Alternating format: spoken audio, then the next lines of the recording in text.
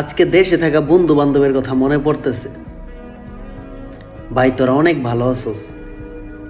এই যে দেখ আমি বিদেশ আসছি, 1 টাকা হইলেও তো কামাইতেছি। তোরা দেশে আসোস বেকার, এক হিসেবে বেকার। যার যা আছে আলহামদুলিল্লাহ অনেক আছে সবার, মানে তোরা তো বেকার। কিন্তু একটা শান্তি কি জানোস?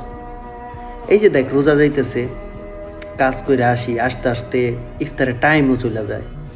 কোনো সময় শুধু পানি খাই, পানি খেতে আবার রান্না করি তারপরে খাই। আর তোদের কি সুন্দর একটা জীবন দেখ।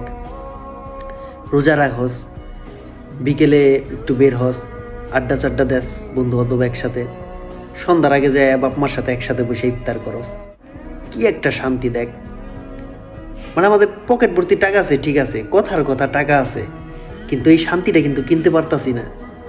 টাকাই সব না, কিন্তু তোরা অনেক বড় একটা শান্তি পাইতেছস। আবার দেখ, এই যে ইফতারে আধা ঘন্টা আগ দিয়ে কি করব, মা বাপে ফোন দিয়ে পাগল হয়ে যাব। যেমন ধর সিফাত, ইস্তিয়াক আর যারা আছো সবাই ফোন দিব যে বাজান কই রে, ইফতারের টাইম হয়ে গেছে। কই আমাকে তো কেউ ফোন দেয় না, ফোন দিবও না, কারণ আমাদেরটা আমাদের নিজেরই করতে হইব।